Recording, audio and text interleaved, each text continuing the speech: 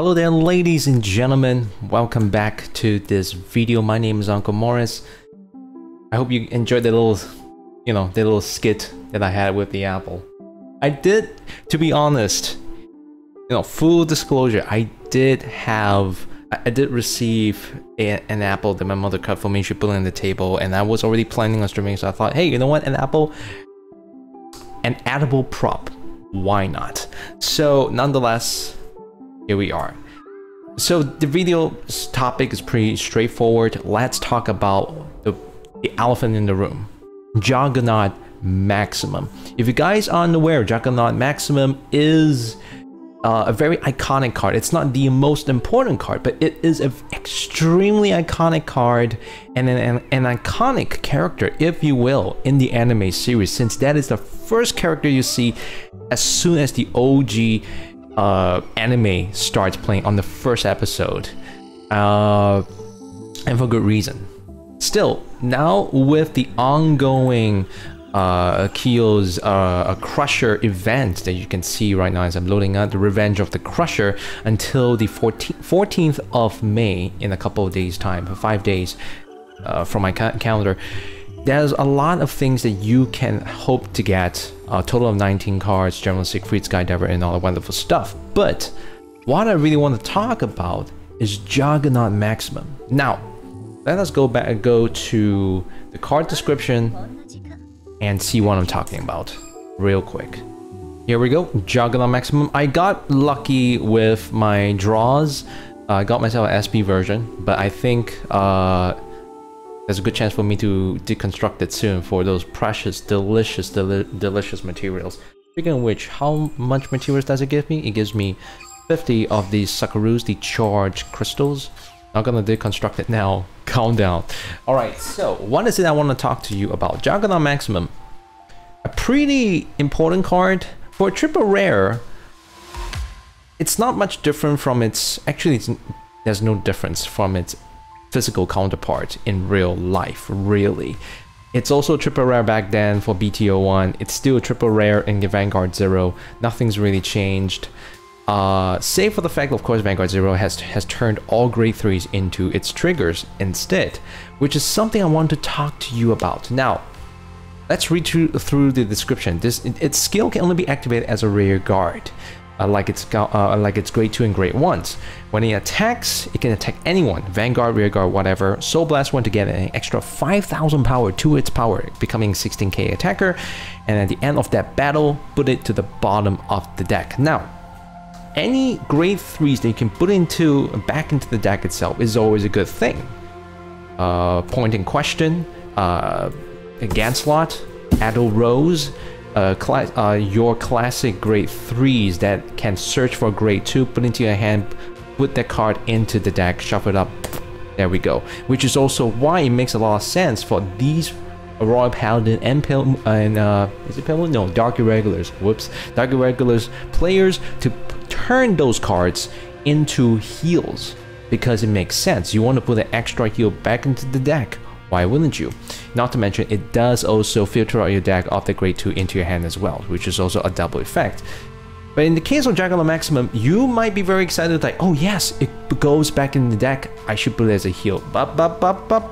Hold your horses. You need to take note. It says at the bottom of the deck, there is no mentioning of shuffling, which is a crucial problem. You are essentially taking a heal, possibly from the top of maybe your top draw it into your hand, you decide to call it into your rear guard circle, and you decide to activate its skill, and you're putting that heal from the top of the deck, potentially speaking, to the bottom of the deck. That's a huge problem. And you might think, it's okay, I can just shuffle it. Brings us to the next problem. If you search through all the cards over here, the only one that allows you to shuffle your cards, basically there's two, but if you can just consider do not consider the where is that card? Is it this guy? No, it's this one. The only non-starter card that allows you to shuffle your deck, potentially speaking, would have to be Devil Summoner. And even for Devil Summoner, it may not happen. because Devil Summoner is pretty much the equivalent of Nova Grappler's Trans Riser, right? Call it to the rearguard circle, check the top card. If it's a grade 0, 1, 2, or 3, Superior call it to any open field or to any rearguard space. But if it's a grade 3, it shuffles it up. And that means you have to contend with potentially 33% off the deck, because again, the deck is consisting of 39 cards, 13 each for each grade 1, 2, and 3. So if you're going to look at it in like a very rough aspect, by the time you already drew some cards, naturally the percentages might rise a bit or less a bit, but it's still around the range. Plus minus 33%. One out of 3 cards, you might be able to shuffle your deck. That's a big problem. And then the other one that you could try to go for is probably your starter, which is Psychic Mel. Search the top 5 card for a grade 5, and then shuffle your shuffle your deck. But would you have the opportunity? Would you actually have this starter rather than compared to old Mecha Trainer here? Now, Mecha Trainer also can help you shuffle your deck. It is essentially con roll, but that also comes down to the situation where who you will be facing. If you're going to be facing against Kaguro, they will retire that Mecha Trainer out. If you're going to be playing against someone who's using Dark Irregular's Amon, that goes Mecha Trainer out.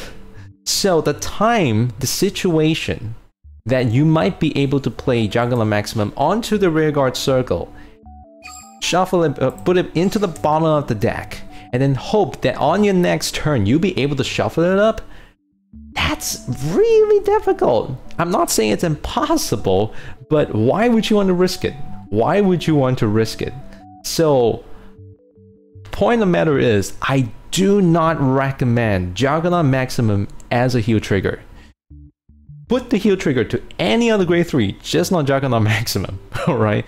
And even so, other grade 3s might not exactly be a great choice, because if we look into Skydiver, for instance, it goes into the soul. It doesn't go into the deck, right?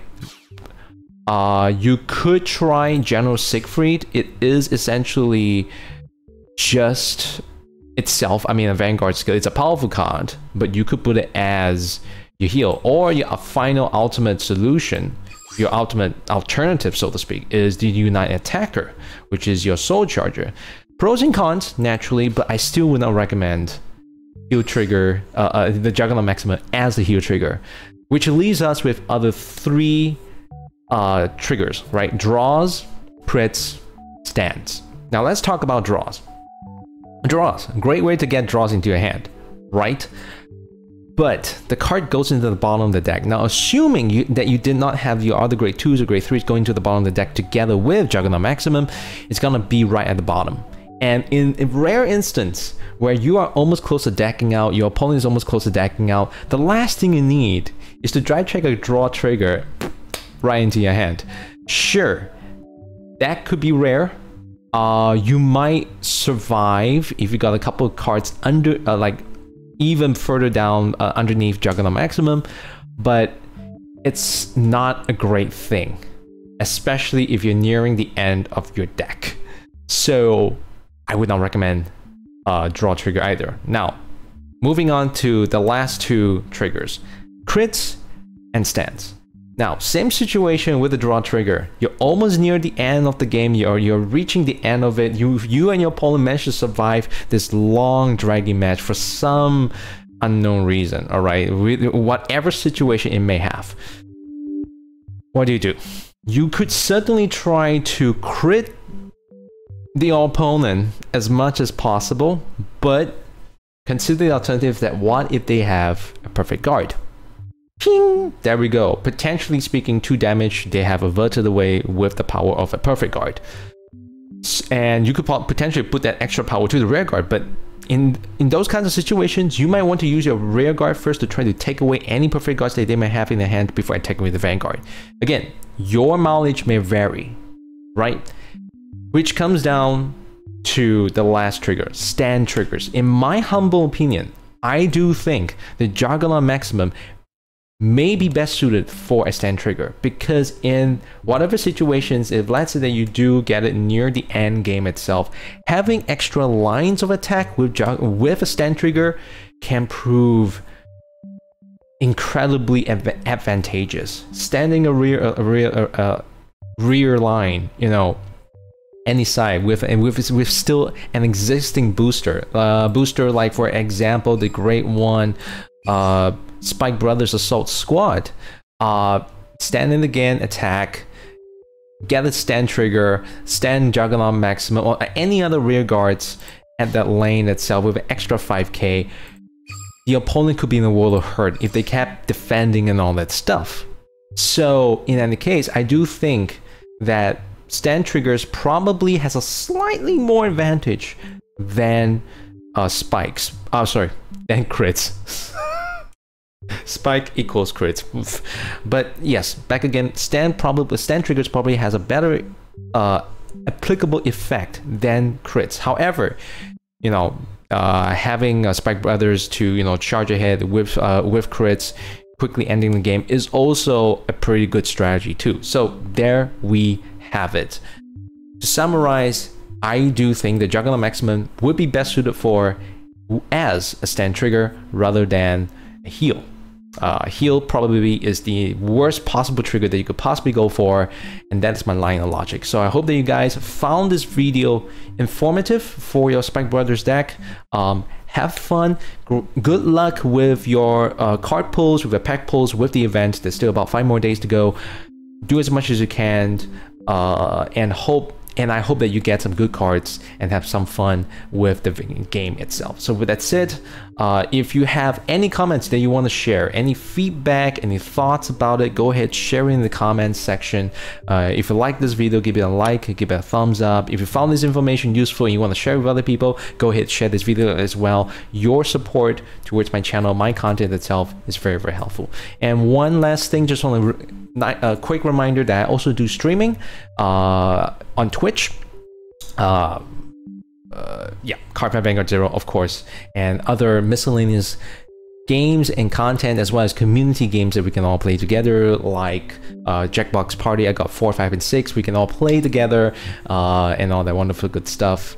But yeah, so I hope you guys enjoyed this, and I look forward to whatever amazing things, amazing topics that we can talk about, and I can share my point of view with you. And I'll see you guys next time.